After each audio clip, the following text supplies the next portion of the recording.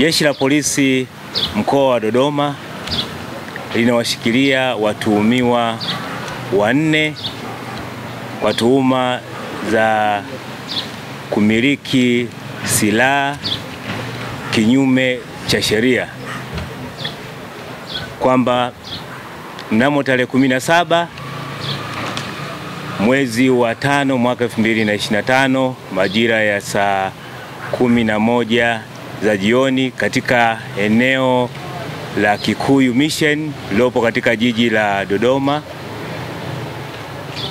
Jeshi la Polisi liliwashikilia watuhumiwa, liliwakamata watuhumiwa 2 wakiwa na silaha aina ya pistol yenye magazini ambapo ilikuwa ina silaha risasi 13 kinyume cha sheria. Pia tarehe 19 mwezi wa 5 mwaka 2025 majira ya jioni saa 11 za jioni katika mtaa wa Rukole uliopo wilaya ya Mpwapwa mkoa wa Dodoma, tuliwakamata watuhumiwa wengine 2 wakiwa na silaha silaha ambayo imetengenezwa kwa kienyeji inayotumia risasi za shotgun, pamoja na risasi hizo, risasi za shotgun 4 kinyume cha sheria. Aidha, tarehe 18 mwezi wa 5 mwaka 2025 majira ya saa 4 katika eneo la Kikuyu lililopo kata ya Kizota, tuliwakamata watuhumiwa 2 Thomas Paskari lakini Nestori Kimario. Hawa walikuwa wakisafirisha mafuta kwa kutumia gari lenye namba ya usajili T273 BKB, kusafirisha mafuta lita 2420 za dizeli ambazo ziliwekwa kwenye madumu 89 kinyume cha sheria.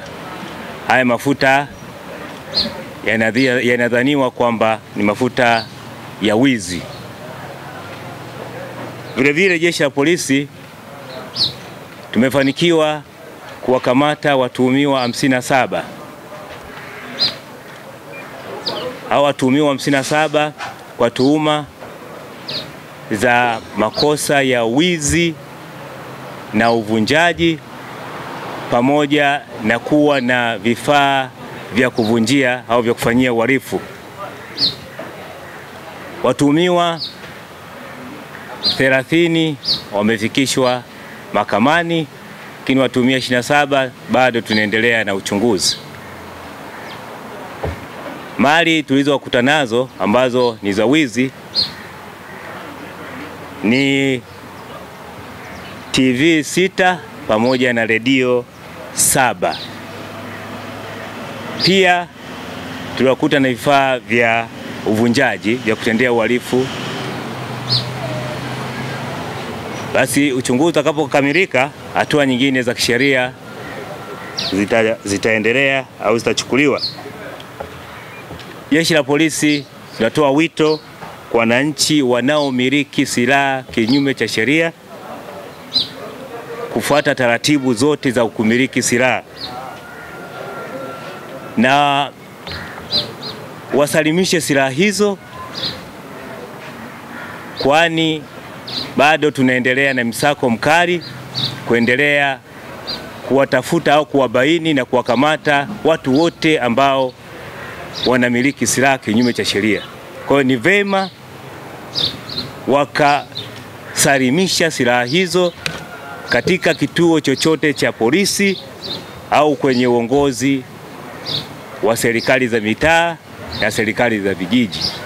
Vinginevyo hatutamuonea mtu mwali, tutachukua hatua stahiki dhidi yake. Niendelee kuomba wananchi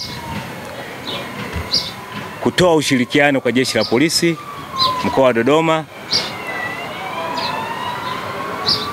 kufichua wahalifu pamoja na uhalifu ili mkoa wa Dodoma uendelee kuwa salama.